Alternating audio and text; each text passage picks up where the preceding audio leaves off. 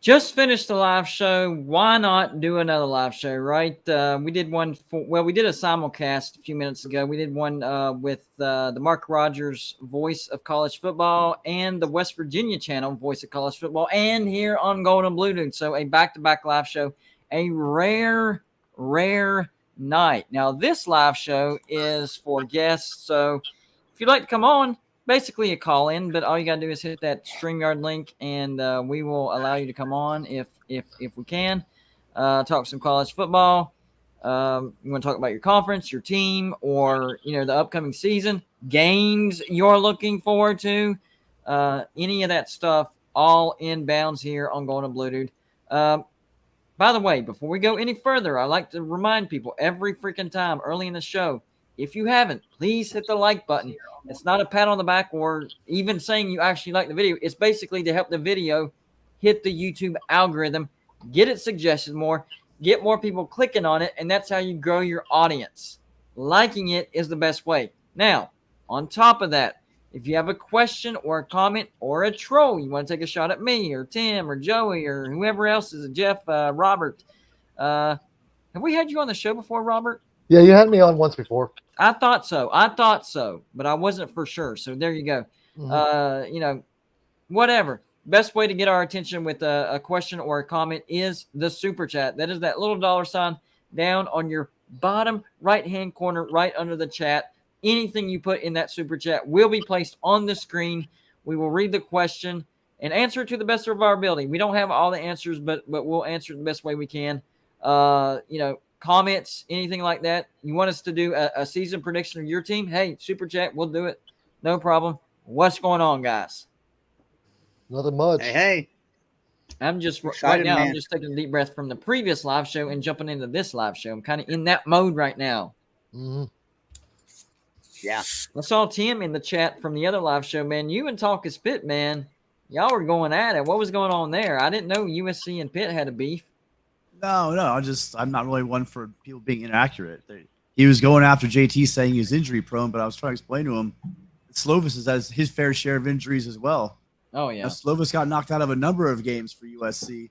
Lower leg problem. Yeah, that arm injury, elbow injury he got in the Holiday Bowl. Got knocked out of another one, the ASU game, I think it was his neck, maybe. I can't remember. He's had quite a few injuries as well. I mean, I don't know. He just it was almost like he was like saying that Pitt had the advantage because he thought that Slovis is good, that JT is gonna get hurt. So you're hoping for an injury to win. I mean, yeah, exactly. That's yeah. Don't do that. Come on now. There's something this talk is Pitt. It is what it is. They are a rival. There's something we needed so I put up a poll earlier in my community as far as in the future who ultimately becomes the strongest conference. Is it the SEC, the Big Ten, or a merger of the two? And the overwhelming majority was the SEC. I wasn't surprised that they picked the odd. SEC. I was surprised at how big of a gap it was. I mean, it was significant. People picking the SEC. What do y'all think about that? Here's the question. I'll tell you what I think. I think that that college football works in cycles. We all know that. A team that's up today, when they fall, they'll fall pretty hard and be out of the loop for 5-6 years. Alabama was out of the loop for many years back in the early 2000s. We got to remember that. Georgia was always there, but there was times when they were down, So I think that it's just going to be 10-year cycles probably. So who knows? 2 years from now, it could be the Big Ten, and the SEC looks like the down conference, like the Big Ten does right now. So that's what I think. The thing with and I'll add on there, 26 days, 21 hours, 44 minutes, and 18 seconds to the backyard brawl. Sorry, Robert. The thing with the SEC is the SEC, everybody says, well, Alabama's going to have a down year. Well, or down years. And it happened. I mean, when Bear left, we were down for, 13 years before we won a championship. Then with Stallings, we were down 17 years before a championship. But the SEC is not only Alabama. We got Tennessee won one in the 90s. We got Florida. We got Georgia. I think the SEC will always be a little more dominant, but I think the Big Ten is going to dominate the SEC in money because the Big Ten goes after markets. The SEC goes more for brands and tradition, where the Big Ten goes, they just went after USC and UCLA. Not that they're not huge brands, but they're a huge market. Yes, So the definitely. Big Ten, I think, will always be a little bit better than the SEC when it comes to dollars. But I think the SEC will do a little bit better playing than the Big Ten. I think we will always have a team competitive. Yeah, I would it agree. appears that footprint, the footprint of recruiting, has weighed heavily in favor of schools in the South. When you have Georgia pumping out, I mean, the three best states outside of California is usually in there like around third or fourth place. You have, Florida's always like number one, and then you got Texas and Georgia. Yeah. And you got those three centers, those hotbeds for talent. And that's always been able to feed, like you said, whether it's Florida or it's Auburn, or it's Georgia, or if it's now what I'm starting to think those two things, Jeff, what do you think? As some of these other powers kind of it gets more and more, and you guys are bringing on Oklahoma and Texas into the mix as well now. I'm wondering if that's going to help Texas to recruit a heck of a lot better, And with NIL, I'm wondering if that's maybe going to destabilize this chokehold on that Southern talent that you have down in SEC. Because it's conferences that have, there's alumni all over the place that have a lot of money. And maybe that's going to provide an incentive possibly for some of these kids to leave the South and come out to California or go up to Columbus. So it'll be interesting over the next 5 to 6 years to see how NIL works. Yeah, I would agree with that. Quick reminder, I just saw this from my email. So, I saw it in the chat. Traveling Fools, I saw him in the chat. So I thought I'd mention the prizes that Traveling Fools has donated. One is for if you buy something from our merchandise store, and the other is if you simply super chat. Which one is which, Joey? So the trail cam is if you super chat, you get everybody that super chats gets a chance on the trail cam. And if you valued at what, 180, 150? I think it was like 120. 120. So then we have the right, and then the night vision binoculars are anybody that makes a purchase in our merchandise store in the month of August. You have a chance to win the night vision binoculars, and those are like 170, 180, something like that. Those are really expensive. Right. So if anybody makes a purchase, and special thanks to Traveling Fools for getting those. And if you haven't subbed up Traveling Fools, somebody type TF in the chat down there. Just type TF in the chat for me, and it'll give you his link to his channel. Be sure and sub him up. Well done, Joey. Well done. My thing as far as comparing the SEC, I'm going to get a lot of heat for this one, especially from SEC people.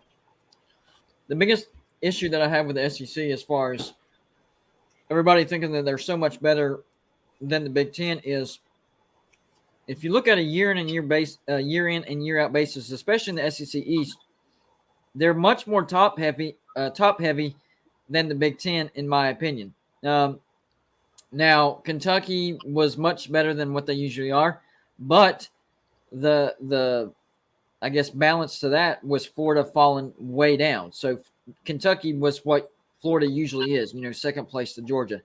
Now in the West, yes, you have mighty Alabama year in and year out. Texas A&M was expected to be great, but they ended up limping to 8-4, even though they beat Alabama. And then, Ole Miss was probably close to being elite. So you have basically Alabama, Ole Miss, and Georgia. Definitely Georgia and Alabama were elite, and then Ole Miss was close. And then there's kind of a step down after that. I mean, Arkansas is a good team, but I don't know. Maybe it's their schedule, because Arkansas does have some brutal scheduling. But I just think there's a gap between the top and there's no balance not as much balance as what we see in the Big Ten. Does that make any sense? Yeah, I see that Golden Blue. I see that a lot comparing it to the Big Ten where I was raised. You can see the big differences between the two conferences on that alone. Yeah. It's if you don't admit it, you're lying to yourself on that. It is because hell, I watched the Georgia Kentucky game last season. That was a pretty good game. And not only that, but the Big Ten is a much more well-rounded conference, not only in sports but also in academics. They're probably the most well-rounded conference in all of like Division I universities. They're that good. Mm-hmm. And with the SEC, they're more lean. And no, this is no disrespect to Vanderbilt or Mizzou, which are AAU institutions, but the SEC is really just more biased towards football and maybe baseball. Mm-hmm. Which is fine. It is what it is. Oh yeah, but I'm just saying that the Big Ten has more to offer besides those two things. Like they're good at everything. But I will tell you, as soon as we start handing out points at halftime for spelling bees, then that'll count. But right now, it's not going to do it. Well, then they have USC. I'm just messing around. But USC, listen, USC. Yeah, no, you're good. Hell, some USC, UCLA is going to help them. What are you talking about? USC has Los Angeles. But USC is a top 25 university, man. I don't know what you're talking about. Yeah, I was surprised. I actually looked up the rankings last night. I don't know what got me to do it. I think somebody actually sent me the link or something. But anyways, I looked them up, and I couldn't believe, well, not that I didn't think that USC was going to be high, but how high they were in the academic rankings. USC is an elite university whenever it comes to academics, guys. Super elite. They rose a lot in the past 20 years, and a lot of alumni have been like all the conspiracy theorists out there saying that they've been trying to distance themselves from being known as a football factory, and that's why they've just basically hiring guys like Lynn Swan and Pat Hayden to be our ADs and running the program. After we got sanctioned, the big joke around USC is that we self-sanctioned. We were more worried about the academic. It was almost like they didn't want to do well in football because they had this elitist attitude that if you're a football school, that you can't be a great, academic university. But there's programs which like was Notre the downfall Dame of the Pac-12. You're basically explaining the downfall of the Pac-12, in my opinion. Yep. Yeah, and also it's explaining why USC is self-policing themselves. They're probably trying to avoid the SMU incident in the 80s. Well, we're okay because the SEC and the Big Ten can't send Daddy after us anymore because now we're in the Big Ten. So no one can call the NCAA to knock SC down a peg because now that we're in no one gets in trouble in the Big Ten and the SEC, so we'll be safe. It's true. That is very true. Now wait a minute. Alabama got in trouble. Jeff Grimm's like, wait a minute. But Jeff, they didn't do to you guys. They didn't do to you guys what they did to us. They tried to end our program, man. The way they went after us, 30 scholarships, 10 a year. It was pretty over the top for what they concluded. I don't want to rehash that stuff at all, but what the NCAA did to USC was by far the harshest sanctions since SMU. There's right. No but Alabama got hit pretty hard too, though. We lost 21 games. We lost recruits. That's why Shula had such a hard time because we. But Jeff, 30 scholarships. We didn't lose 30. Wow, it was a lot. We only 10 lost each year. 12. We lost 12 a year for 3 years. Yeah, they came after us. Yeah, that's the way it is. That's the past. But the NCAA is going to be going bye-bye within 5 to 10 years, so you won't have to worry no more. So I made a crazy speculation video today, and I didn't think of it myself. I actually had a lot of people coming at me about it, saying, "Hey, have you heard about this rumor? Hey, but it was the same rumor. It wasn't like a bunch of different rumors. It was the same rumor, and I kept getting message or comment on my video. I was like, all right, I want to do a video about this. I know it's crazy. I know it sounds ridiculous. So the video that I did earlier today was Texas A&M possibly leaving the SEC because of Texas coming into the SEC. Now, going into that video, my mindset was like this. I mean, I know this is quite ridiculous. This is not. I don't think it's possible. But the more that I thought about it, even while I was shooting the video, I was like, my gosh, this. I mean, I don't think it's going to happen. Let me be clear. I don't think it's going to happen. But if it were, this particular time slot would be perfect for it. This is when the Big Ten and the SEC are renegotiating their TV deal, so there wouldn't be any penalty. Texas A&M would most definitely land in the Big Ten, and they would make competitive, maybe a little bit more money, and it would stroke their ego because it would give the illusion that, hey, SEC, you didn't do what we told you to do, so we're leaving. This is what you see what I'm saying? Like these bigger institutions have these egos, so it would give at least the illusion. Now, I'm not saying it's going to happen or anything, but the more I thought about it, I'm like, if they did, it would make sense. And I know they hate each other a lot, but I don't think they hate each other that much. I do think it is a little bit ridiculous. I do think it's a little bit out there, but there are some points to it at the same time. Did any of y'all catch that video? But Yeah, if I you caught hate that somebody, video. why run away from them? Well, That's what they'd be labeled I that too. hate Tennessee, and don't ever get rid of Tennessee because I want to beat their ass every year in every sport.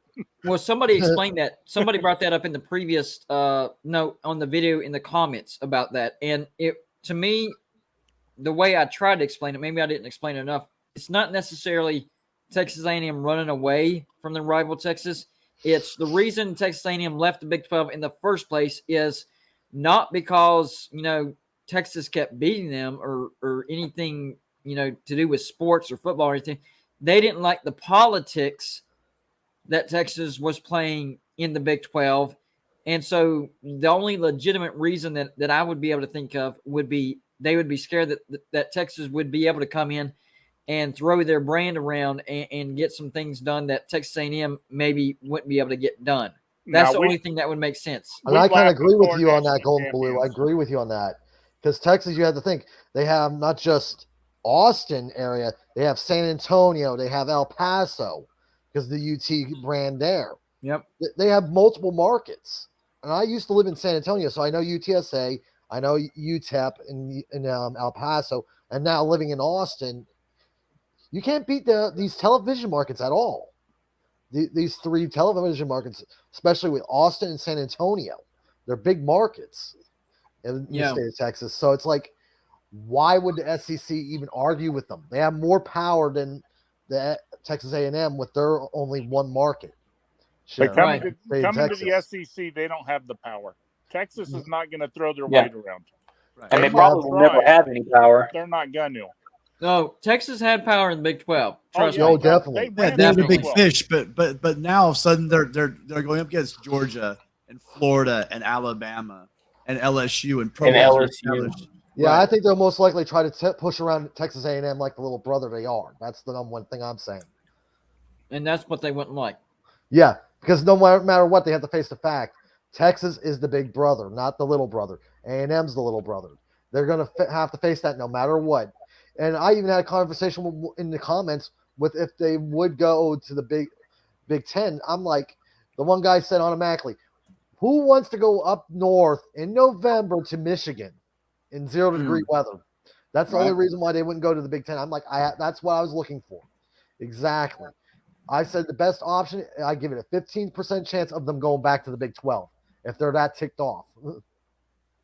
They would have some power over there. Yeah, but look at the money they lose and the recruiting they lose. And that's the argument that I gave in the video. I would take the Big 12 off the table, to be honest with you, because the money is just not there. Texas is coming to the SEC for one reason only.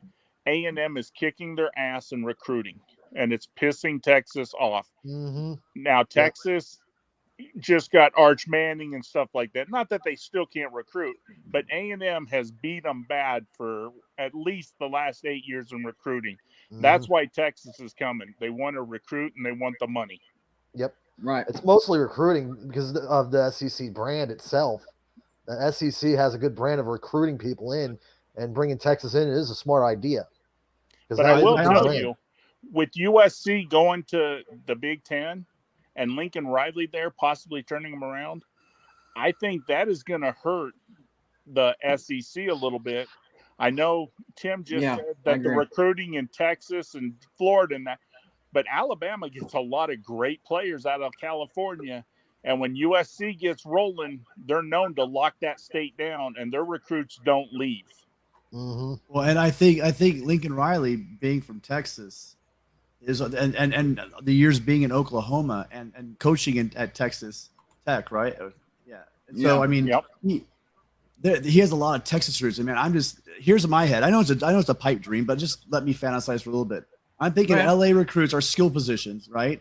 Where you get some nice, nasty D linemen and O linemen from Texas, and O line and D linemen from the Midwest. I mean, if somehow we could pull that coup off, telling these kids, hey, listen, you're gonna be playing back home 4 times a year. We'll be back here in the Midwest playing in front of your mom and dad. Mm-hmm. But why not come hang out in Southern California for the whole, for the rest of the time? Yeah. I think that's gonna be a good pitch. But one thing also you got to remember though, Jeff, is that whoever was talking about Texas, I think it was Jeff. A&M is killing it with bags right now too. I mean, I wish anyone in this room wishes we had their donors playing this all day. This crap that the NCAA is letting people do. I mean, I'm not pointing; they're not the only ones doing it, but I think they're doing it better than anyone else besides besides Miami. Miami's killing it too, man. Yeah, they are. It's legal. You can do it, and some programs are nailing it. Others aren't. That Texas oil money has to go somewhere. Oh yeah, definitely does. It definitely does. That oil money has to go somewhere. Yeah. Well, and oil's good right now. Oil is good right now. Oil's good. Oh, right definitely. now. Hey Jim, your favorite guy from the chat is here, Talkus Pitt. What's going on, Talkus Pitt? I'm kind of mad at you though, buddy. Boo. Why? What'd I do? Because you didn't get your tickets, man. I got my It tickets. ain't my fault the tickets sold out. What happened? It sold out within under 15 minutes. That's how quick the ticket sold out. Every time I tried to get through and I would click the proceed to the checkout thing, it kept saying, sorry, these tickets are no longer available. Okay. Gotcha. And plus, I'm not paying paying a $75 ridiculous fee per ticket. That's how much I was being charged per ticket to process it.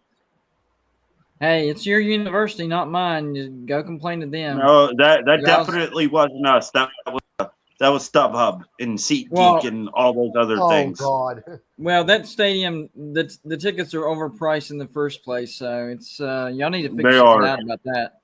Yeah, I'm not paying. Yeah, I'm not paying $125 for a standing room ticket so I can be pissed off the whole game. They are selling standing room tickets right now because it is sold out. But however, it is a strategy because it's not guaranteed that everybody that buys a ticket is going to show up. So if you have a standing room ticket and there's seats available, you can take those seats. Oh, well, this is the backyard brawl. Everybody get any seats, but maybe. They're going to show up. This is the backyard brawl. I don't have any doubt in my mind that stadium's not going to be jam-packed and there's going to be a shit ton of fights. Excuse my language. Well, it'll probably be over capacity. Oh, yeah. It will be. What's the capacity for that? 68,000? There's going to be over 70,000 people there. Yep, definitely 70,000. I can believe maybe pushing 75 if they're actually legitimately selling standing room only tickets. I'm telling you, there could be 75,000 people. I mean, we beat the Steelers in the attendance record for the biggest crowd when Penn State showed up in 2016. There were 74,000 fans there. How many? 74,000. Okay. When people coming from Happy Valley. Oh my God. I can't believe I ever lived. I can't believe I ever lived up there a day in my life. I hated it being a Pitt fan. Oh, now, have you ever actually went to a backyard brawl? Yeah, actually, I've been to one backyard brawl in 1997 down in Morgantown. Gotcha.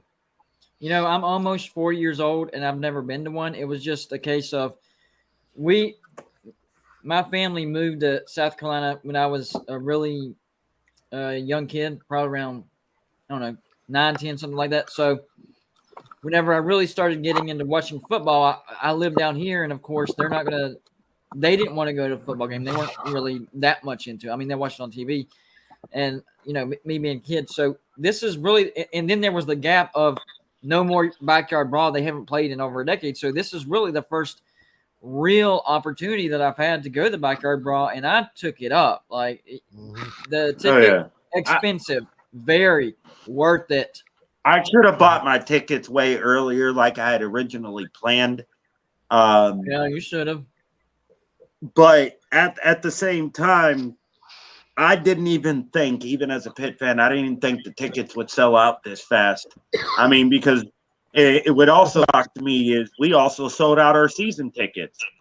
Damn, that's really good. Yeah, all our season tickets are sold out. The only games left available there's only 4 games left that people can buy tickets to. Wow. Winning cures everything. I know. That's why I keep trying to tell that people. Kenny Pickett's gone and Jordan Addison, that comment meant no real disrespect. I throw disrespect. I get it. All the time, those two, but losing those high caliber players, and it was an offense that was the best. Defense was good, but your offense was the best out of both units. So, okay, I would you're getting support. That's good. That's good. I think the defense was better, and here's the reason why. No. Mark Whipple, as genius as he is in the passing game, is absolutely horrible when it comes to calling the run. I don't get how you can constantly throw the ball when teams know you're not going to run it and not run the RPO. That makes no sense. We could get 20, 30, 40-yard gains from our running backs, but he refuses to run the ball, which is why I still think even after losing him, Addison, and Kenny Pickett, we're going to be fine. I'm not saying we're going to repeat what we did with Pickett and Addison, and even Pitt fans don't think that. But we're going to be fine. We're not going to fall off the face of the earth like everybody wants us to. Well, hold on. I don't think you're going to fall off the face of the earth. I just think you're going to take a step back. I'm thinking like 7-5. Step back to what? 9-3, 10-2? Because there's not more than 3 losses on our schedule, maybe 4. Dude, have you seen your schedule, especially the back half of it? Especially I have seen it. If you lose to West Virginia, you're guaranteed to go 7-5. I'm telling you right now, you're going 7-5. No, we're not. If we lose to West Virginia, the same thing is going to happen last year when we lost to Western Michigan. We're going to run the table. I guarantee you, because that game pissed us off last year. That woke us up. I guarantee you, if we lose to West Virginia, Pitt will get meaner, nastier, and whatever else the case may be, because that's exactly what happened after Western Michigan. Pittier? Is that what you're trying to say? It just got our defense got nasty. So sounds like a bunch of Pennsylvania boys to me. You admitted the unit took a step back, but they're running the table? Yeah. Who did? You did. You said the unit took a slight step back because you're not going to match the production having those excellent players, but you're going to somehow run the table? We're not saying Pitt's going to have a terrible season. Just a step back. Imagine Pitt loses to Western Michigan. What? Imagine if Pitt loses to Western Michigan again. No, I don't think that'll happen. I think that's not happening. That lined up perfectly because that was the same day that West Virginia beat Virginia Tech. So that was just stars aligned, perfect day for me as a West Virginia fan. I don't think that's going to happen again. It's not. Western Michigan lost their whole entire offensive line. They all graduated. Both their receivers are gone. Their quarterback is gone. Their whole entire defensive line is gone. They're going to get walloped. Yeah. I got you. So I talked about possibly the biggest bounce back teams. And I know these are 2 teams that get talked about a lot. And a lot of people are like, talk about teams that don't get talked about a lot. But I still like this comparison. And most people disagreed with me. I know Tim is going to disagree with me because you're a USC fan. But I think USC and Nebraska have the potential of having the biggest bounce back years out of anybody, kind of like Michigan State did last year. And I think Nebraska could actually have the slightly bigger bounce back because of the schedule. If you look at last year's schedule for Nebraska compared to this year, it's easier this year. if you look at USC schedule compared to this year, it's tougher this year. So yes, USC is going to have more talent. You're going to have a lot of talent. USC is going to be much better this year. But because the schedule is tougher, I don't think it's going to be as big of a bounce back as what I initially thought. Initially, I had USC going 10-2. But going back, looking at the schedule, looking at what those teams have coming back, where they're played, when they're played, I kind of backed that down to 8-4. Which one, trying to take your bias out of it, Tim, which one would you line up with the most, the 8-4 or the 10-2? I'm repeat the question about 8-4 and 10-2. What do you mean? Which prediction would you line up with more, as far as realistically? For which team? For USC? USC, yes. I've been saying 8-4 since since the beginning of before spring. I think it's inching closer to 9-3, but no, 10-2. I don't really see 10-2. Right. Now, if this year's USC team played last year's schedule, 10-2. Oh, see, I disagree with you. We have Notre Dame at home this year. That's true, but everything else, y'all lost a bunch of home games last year. Y'all only won 2 home games. Here's one difference. You're going to Utah. But that's what I'm saying. Like, this year's team is going to have a bunch of talent with Lincoln Riley. If you would have had last year's schedule, you would have won all those home games. Sure, maybe lose on the road to Notre Dame, but you would have had a 10-win season. So I think a lot of if you would have placed that schedule to this year, that's when you would have your 10-win season. Yeah, but because that didn't happen, I think that's another year out. Here's the problem with that. What we're doing here is we're forgetting one thing. SC fired Clay Helton the second game of the season. And now even Clay Helton probably coaches that team to 6-6. It was going to be a horrible team. But Clay Helton's going to get at least 2 more wins out of that season. He just would have. I don't think people understand they gave the head coaching duties not to our one of our coordinators, right? Not to our offensive line coach who had head coaching experience. They gave it to Dante Williams, who's our cornerbacks coach, who has zero head coaching experience at all. And a lot of those games we lost, he basically towards the end of the season he lost the team. Because think of this: if you're a coordinator and you had the guy someone brought this up like last year, all of a sudden the guy you were the boss of is now your boss. It caused a lot of issues in the coaching staff. The place was a mess. And he did like what Riley did. He went in there and just stripped the whole thing down, started all over. I say the biggest factor in this is Helton / Williams aren't going to be the coach, and we have actually a professional coaching staff in place. So throw out last year's record. I mean, that team should not have been a 4-8. And you got to remember also, you guys, we replaced 40 players, and most of those guys are going to be starters. And most of those 40 were starters on teams like Alabama, Ohio State, Oklahoma. So we brought in a bunch of really good players. This team's not going to look anything like last year. The thing that's difficult, someone brought it up, is we're playing in Salt Lake City this year. We're playing Utah at Utah. But again, we flip-flop. We're playing, instead of playing in South Bend, we're playing the Coliseum at the end of the year, which I think is to be huge for us as well. Yeah. I think we're going to lose, definitely going to lose to Utah. And we're more than likely, even though it's a home, going to lose to Notre Dame. And then lose a couple of games in between. But beyond that, I mean, I don't think that USC's. I wouldn't say this year is particularly a more difficult schedule, though. That's all I'm saying. You know, except for the fact we're playing Utah on the road. I got you. I would say the 3 losses that I have for sure. I'm going to go with Notre Dame, UCLA, and Utah. And then the other one that would put you at 8-4 would be at Oregon State. It depends. I know Oregon State is supposed to be decent. It's on the road. It's early in the year, but I'm not 100% sure that is a for sure loss for USC. But for the sake of argument, I'm putting it as a loss. That's how I have you at 8-4. I have you losing at Oregon State early, and then Utah in the middle, and then at UCLA and Notre Dame at the end. Yeah, I got to stop short of saying as a guarantee. I think we lose to Stanford, who was horrible, but they have McKee. They got a good quarterback coming back, and Shaw, you never know. Yeah. They could lose. They could lose up in. Yeah, I do think that Jonathan Smith, his 5th year up at Oregon State. I think they've been building a great offensive line. That's what our weakness will be, our defensive line. So that might be a possible loss as well. But see, we're talking about possible losses. I'm talking there's probably only about maybe a 20 or 30% chance we go into Salt Lake and win.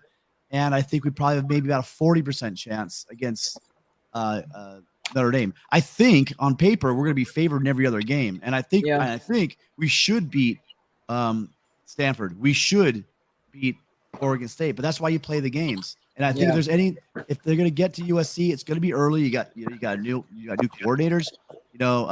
Williams know the system because they were at Oklahoma. But the rest of the team's learning a new offensive. They're installing the defense. So if you're going to get USC, you probably have to do it early. That's fair. I will have to say this. Last year, whenever USC was ranked number 14 going into that home game against Stanford, I did predict the upset Stanford over USC. I saw the weakness on USC's defensive line and Stanford's offensive line. That was one of their biggest strengths. Those dudes mauled people. And every time I gave that prediction, I got called crazy. Don't take this guy's advice. If you take his advice, you're addicted to losing money.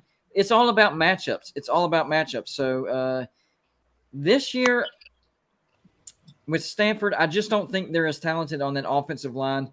And the matchups a little more favorable for USC. And they're just going to be way more talented on offense. That's going to be the biggest difference maker is they're actually going to be able to score a lot of points.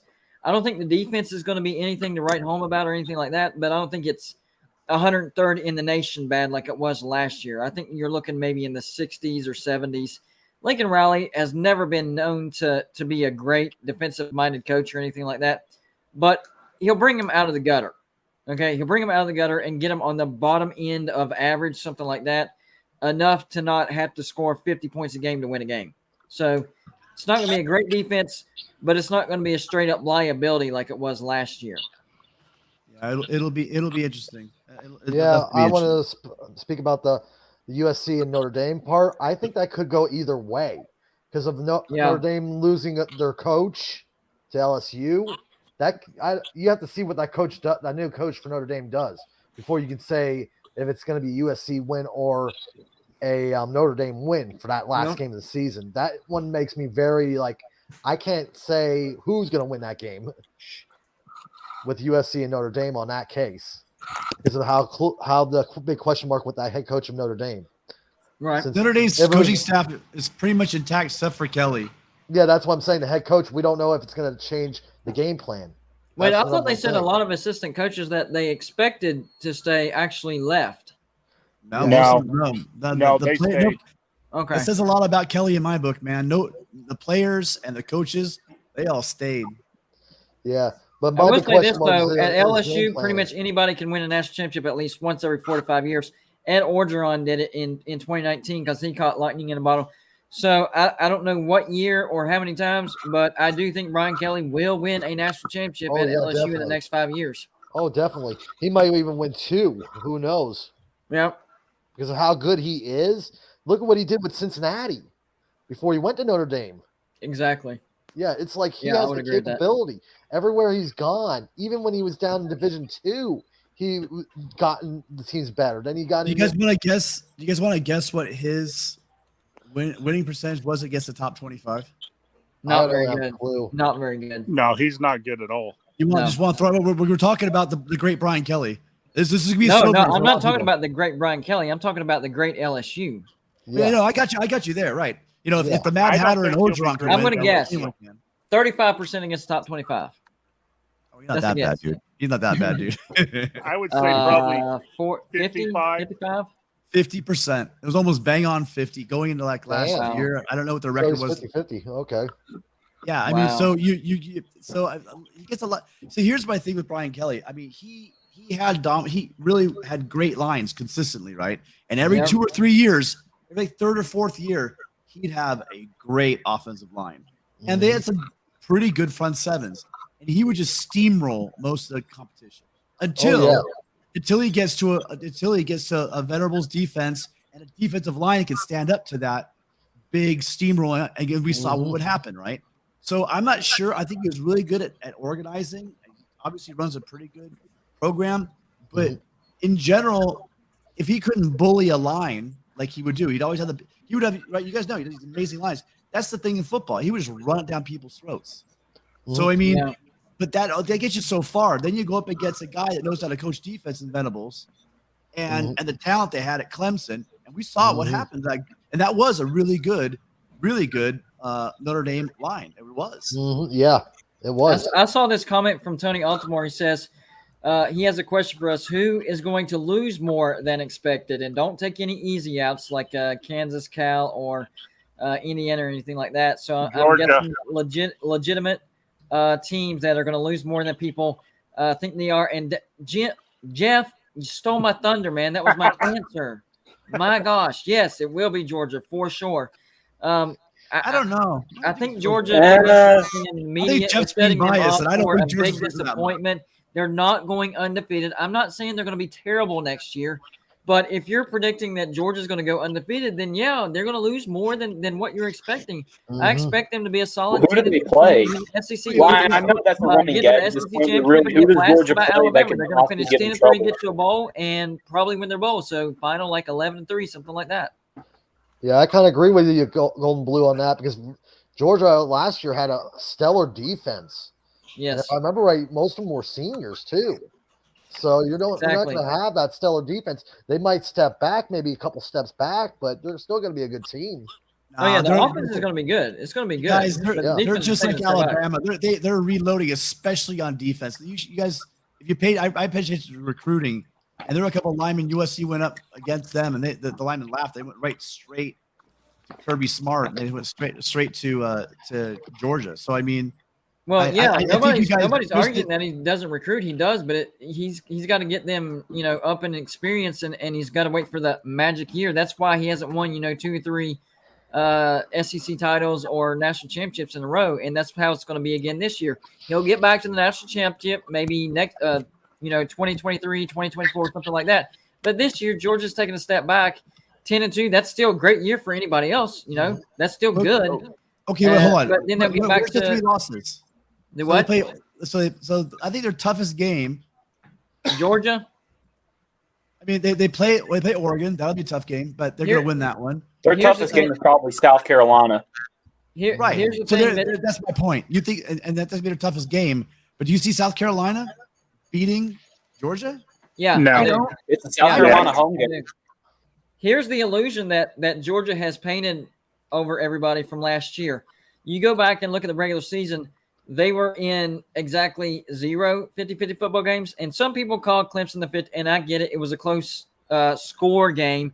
But if you watch the game, Georgia pretty much controlled the entire game. Clemson only crossed the 50-yard line one time on offense. So last year, they were not in any 50-50 football games. They were not challenged. The one time that Stetson Bennett was challenged, he folded in the SEC championship against Alabama. This year, he's going to be challenged a lot more in 50 football games, and he's a good enough quarterback to not lose you a game, but he is not a good enough quarterback to win you a game. And I'm not trying to throw shade on him or anything else, but he just doesn't, and he's not going to have that. He's actually going to have stress this year because last year, he had one of the all-time, not just a really good defense, he had an all-time historically great defense that had his back. He didn't even in the Kentucky game. He knew that they weren't going to have to score more than 3 touchdowns. You score 3 touchdowns, you're going to win. Even in the Kentucky game with Georgia, it looked like almost like by the second quarter, it was like Georgia's defense woke up and just stopped them. Yeah, exactly. It looked like in the first quarter that was Kentucky was going to give them a real big, hard battle. But then Georgia's defense woke up by the third quarter. There was no chance for Kentucky even to win. Okay, but so let's say Georgia takes a slip this year. Let's say they go from giving up 10 points a game to 15 or 16 points a game. Does anyone here think they're going to go into the 20s? I mean, yes, they're going to take a tiny step back, but we're talking about from an all-time level. I don't see Georgia's because they got dudes there. Yes, they're green, but they're on a different level, you guys. These linemen are going to destroy people. It's amazing how 1 year has changed the way people talked about Georgia. Yeah, I it think is amazing points a how game. 1 year has changed the mentality of people about Georgia. I am blown away. No. They've been building to this. They've been building this. Exactly. And now they're going to have to rebuild to this. People said that about USC back in 2000 or Carroll, that they're going to take a step back. All those guys got drafted. The thing is when you're recruiting at a level like that, you have the next set of All-Americans rolling in behind them, man. So I have to disagree with you guys. Well, when you have a great coach Georgia like losing Pete Carroll, twice. yes, I would agree with that. But Kirby Smart is a great recruiter, but he's not on that level of coaching as far as a Pete Carroll or a Nick Saban. He's not going to be able to get Georgia to the national championship as many times as, what Pete Carroll was able to do and what Nick Saban in Alabama is able to do at Alabama. He's a great recruiter. Georgia will get back to the national championship very shortly, maybe 23, 24, but there is going to be a down year in between, and that's okay. Yeah. What was this old saying? It's not about the X's and O's, it's about the Jimmies and the Joes. And Georgia has got the Jimmies and they got the Joes, dude. That's all I'm going to tell you guys right now. Well, I'll tell you what. Too bad that Kirby Smart don't know how to pick out the actual starting quarterback every year. Yeah, but the funny thing with Georgia is with all those guys that came in to Georgia last year, how many were stunted from those guys taking over? Well, that's the number one thing you have to think about. That's what I'm saying.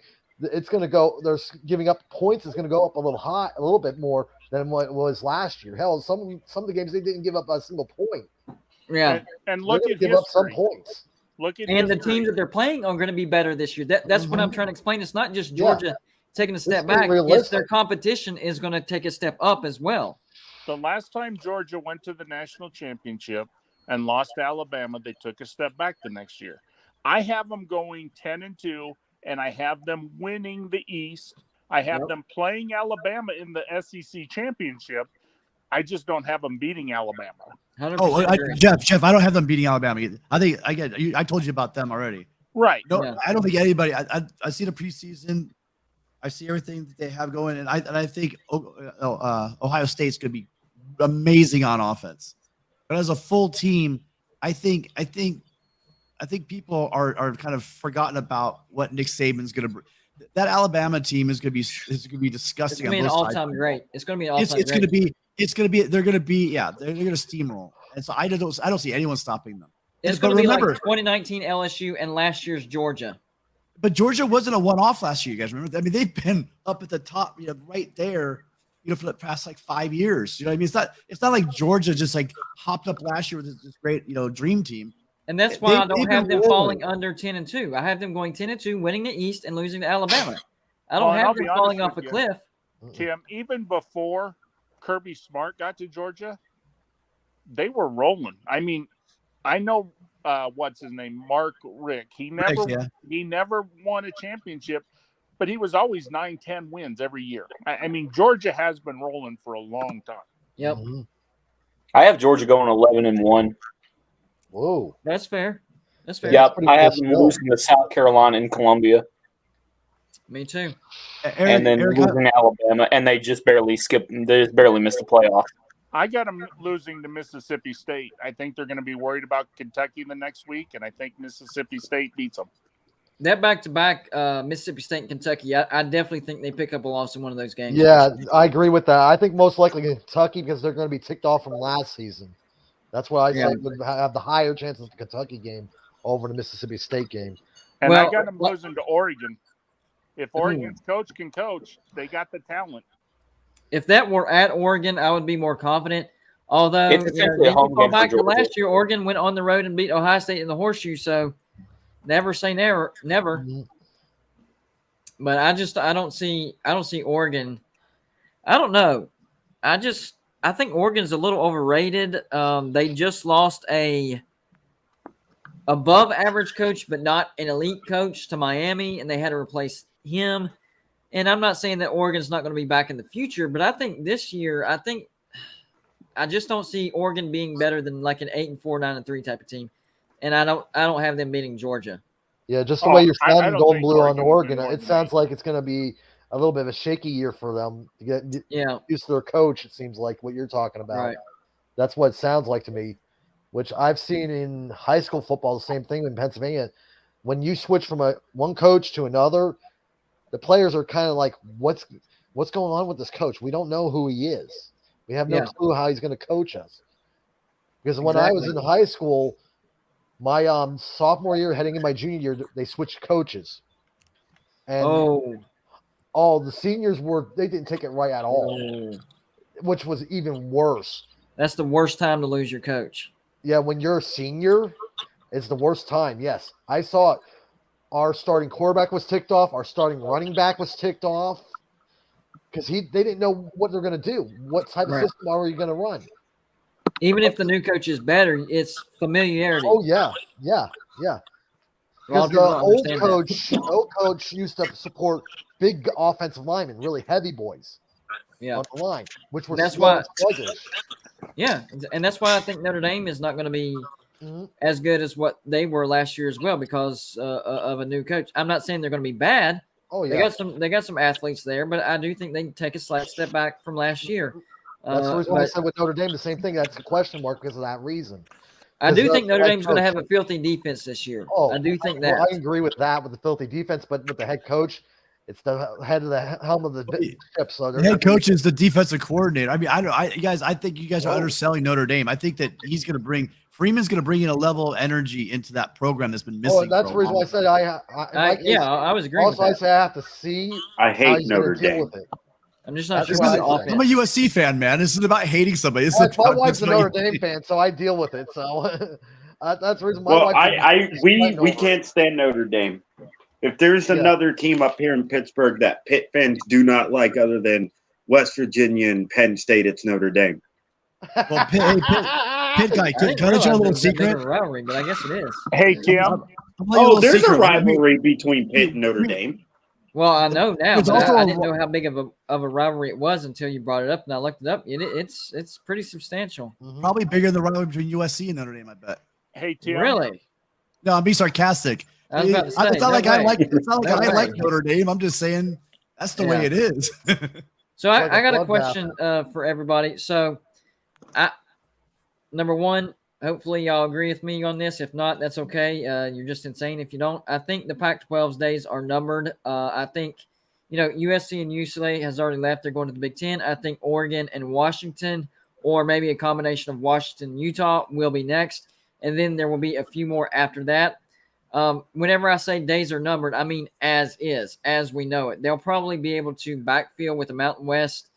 But as far as being, I don't know, legitimately able to make the playoffs, I think their days are numbered. So maybe a couple more years, they'll be able to. Can the Pac-12 make the playoffs before it's too late? And can they do it this year? If it's possible this year, who? There's only 3 teams that can fall in Utah. If not Utah, no one's making it this year from the Pac-12. So it's Utah or bust. Most likely Utah or bust. Yeah, I think it's like the Pac-12. They're looking down the barrel of a double barrel shotgun with 30-odd bucket facing them. It is. Yeah, it's grim. I would agree with that. It's very grim for the Pac-12. None of the numbers really match up with you guys. What you guys are all really saying. But honestly, I got to tell you, the Pac-12 is good until 2029. Yeah, they're going to use USC and they're going to use UCLA, but I'm telling you guys, the Pac-12, I know West Virginia has a lot of wins in this and that, but the Pac-12 still has better teams than the Big 12. And again, a lot of people. I would agree with that. But I think those better teams are going to be moving on real soon. Yeah, but I think it won't be until 2029. And if you listen to Warren, he even said that it's going to take about 5 years.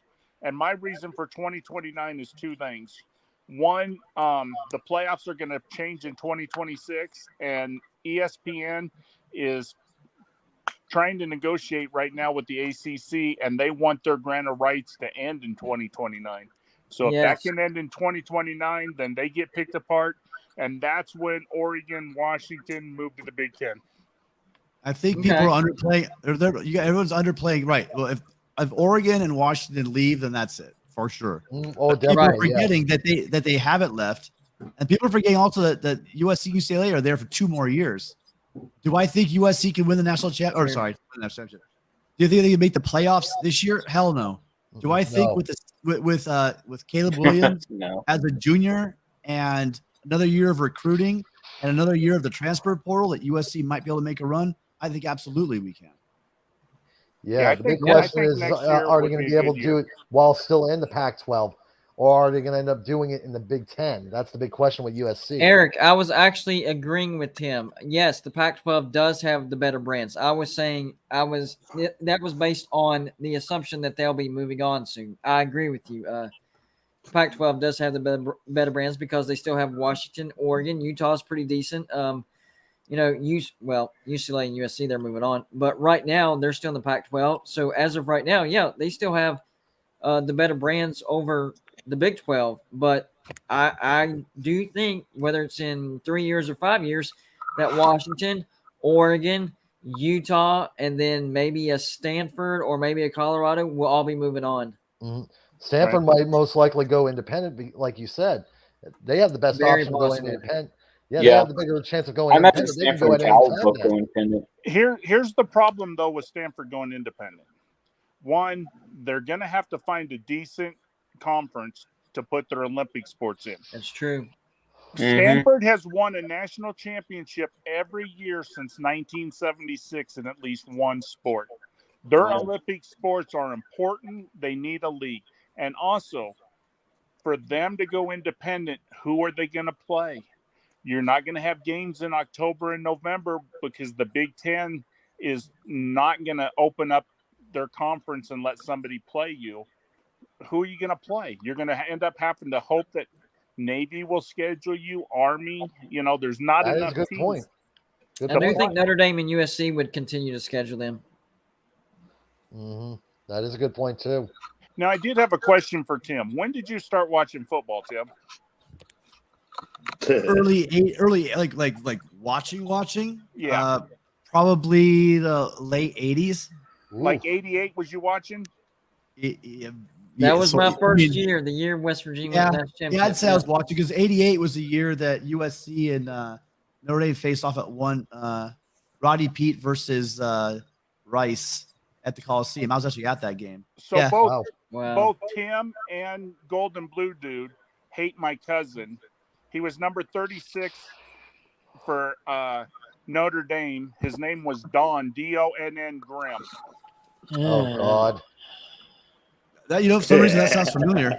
No, not necessarily. I just hate the fact that Major Harris got injured in the first quarter. But you can't go back and change things. It is what it is. But it is funny. The last time that Notre Dame won the national championship was against West Virginia. So I do like holding that over the heads of Notre Dame. Yeah, I'm not a Notre Dame. They like to brag about my cousin went elite. Golden Blue would like something I know. Golden Blue would like something I know. What's that? My one teacher was a West Virginia football player. What? Yep, my high school teacher was an offensive lineman for West Virginia in the mid '90s. Name? Brock Holland. Yep. He was part of the undefeated '93 team, wasn't he? I think so. That was his freshman year, if I remember right.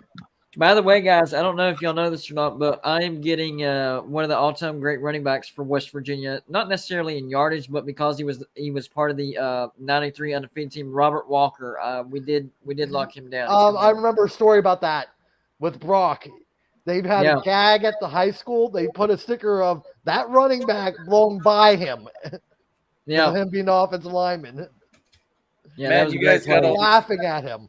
Walker to the left. I remember that play call by the announcers like it was yesterday.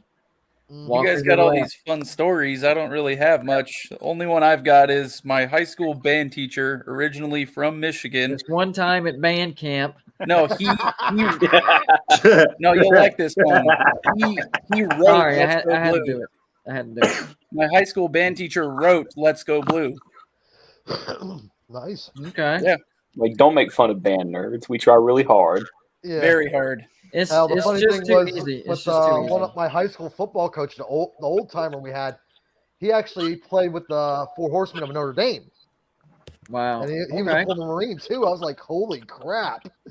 No wonder he took on his own players in high school. I'm talking about 70s era football for my neck of the woods of Pennsylvania. He took on these kids that are like 17, 18 years old, just shoulder blocking them, knocking them on their ass. It's like shit. Now he's like almost 90, but he'll still go to the sidelines on practice during the high school season, before the season starts, start talking to the younger players, educating them still. Because my neck of the woods was a huge tradition of running football. And a lot of You know people what, guys? I think we found one of our newer story guys with Robert. I'm pleasantly surprised, man. You got some stories. Good job. Oh yeah, But I'm kind of raised wore around out it. because I did a live show before Oh, I this. know, I was there, yeah. And I'm tired. But we did make it to the hour mark. That is still a little short for a live show, but I think I'm going to wrap it up. Okay, man. Just a little bit tired, guys. I don't blame and you. I was wanting to do a longer one because tonight is a Friday night and they don't have school tomorrow, but I forgot I had the other show on the other channel, so it just kind of added up. But as usual, before we get out of here, I like to give everybody their last word, and then we wrap it up. So we will start with Talk is Pitt. Last word. You can talk about your team. You can talk about my team, conference, college football. Let her rip. Guess the only interesting thing I have to say, story time, is I actually had a family member play football for West Virginia. Oh, okay. Nice. Somebody recently. Somebody who also went to Pitt before transferring.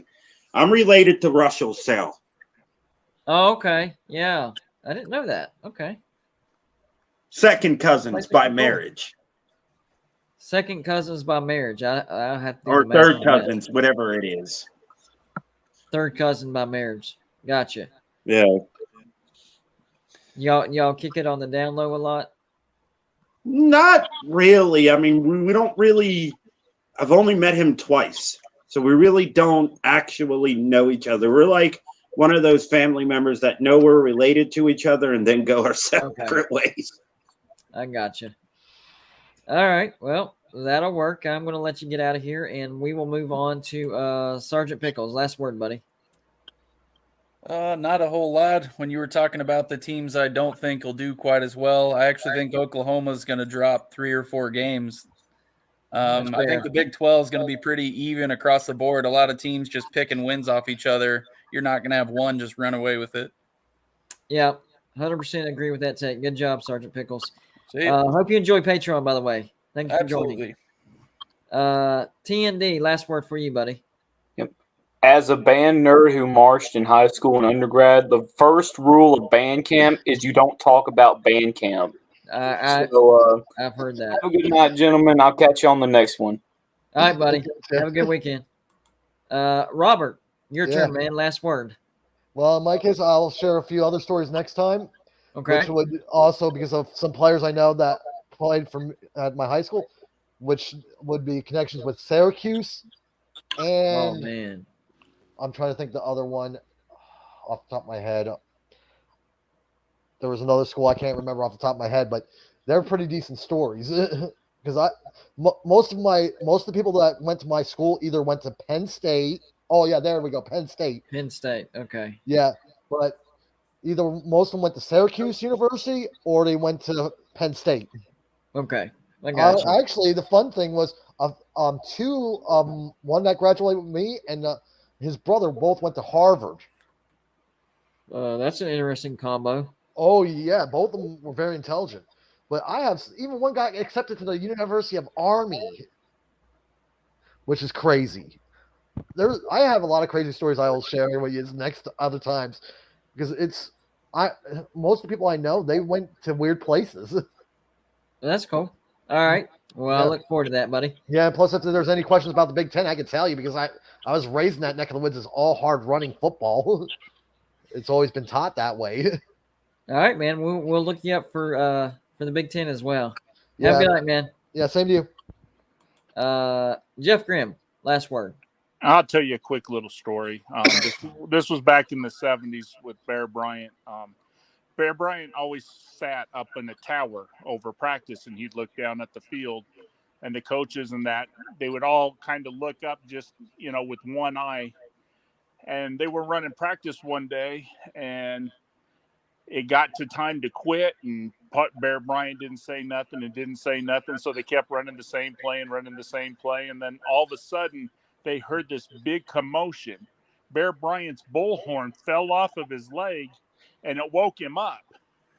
And so they started going into the locker room, and John Musso told John Hanna, he said, It's a goddamn good thing he didn't die, or we would have been here all night because nobody wanted to end practice. That's actually a pretty good story right there. Well said. But hey, you guys have a great night. And hey, everybody, join Patreon. We're going to have some good shows coming up.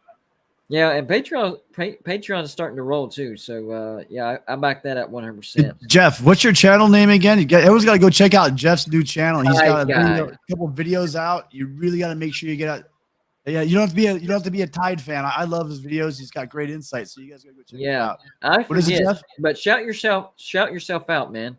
Yeah, it's Tide Guy. I don't really talk much about Alabama. I will during the season, but I'm doing more about conference realignment and stuff like that. And I'll talk about anybody. Awesome. Y'all check out Tide Guy and sub him up. Last one, man. Tim. Yeah, that was going to be my last words, just to make sure everyone subs up. Jeff, two things. One, I don't think I've found a more genuine, nicer person on this on the internet than that guy Jeff Grimm, man. I would agree. And he really, really loves football and he knows his stuff. So again, if you like people like Chris and Mark and all these guys have a wealth of entertainment as well as information. You got to check out Jeff as well because Jeff is on the list for sure. Yeah. It's just a great group of guys that know their football. Tim should be on the list, but he's not because he don't have a channel. But I think Tim should be on the list. No, it looks like I fooled all you guys again. Somehow you guys keep inviting me back. I've worked weasel my way into these conversations and pump my Trojans. That's cool. But it sounds smart. I mean, sounds smart. You sound smart and entertaining at the same time. I think that would make for a great channel. Fooled you again. All right. Yeah, no, appreciate. I love your guys' show. So, again, you guys make sure you hit that like button on the way out, and I'll talk to you later. Absolutely. Appreciate you, Tim. Yeah, even though we won't be live, make sure to hit the like button on the way out. It still helps the video hit the YouTube algorithm and gets it suggested more, and more people will rewatch it. So on the way out, hit the like button. And right now is the best time to join Patreon page. All you have to do is Google Golden Bloated Patreon page. And the perks are, well, you get a discount on our merchandise store. You get live shows that actually has a smaller audience, so it's more personal. It's our Patreon live shows. And we're going to have live streams of games that the Patrons vote on, and just the Patrons will watch with me all together live. And, of course, the score prediction contest. I pick out a game once a week. The Patreon that gets closest to that score with the correct winner wins $20 every single week. And it's not one and done. No, you can win as many times as you want. So if you're actually good at guessing scores, you're going to win a lot of money. Only way to do that is Patreon. So go join Patreon and enjoy all the perks. And it's really, really starting to heat up right now. Now is actually the best time to join Patreon. But guys, I'm going to wrap it up. It is actually a shorter show, more than usual, but it's because I had another live show before this, so I'm kind of worn out. Usually I don't do live shows on the weekend, so it just depends on what's going on. So just in case, y'all have a good weekend. But if I do go live, make sure you have that notification bell rung. That way you get notified. I don't have a schedule. I have no idea when I'm going to go live, so you got to have that notification going. And, of course, if you're not subscribed, what are you waiting on? Subscribe, especially if you're a college football fan. If you're not, then don't do it. If you're a college football fan, hit the subscribe button. We are on our way to 3,000, and right now we are 295 subscribers away from 10,000. We're getting closer and closer and closer. So let's get to 10,000. That way I can relax and plan a celebration. All right, guys? Y'all have a great weekend, and I'll see you in the next live show.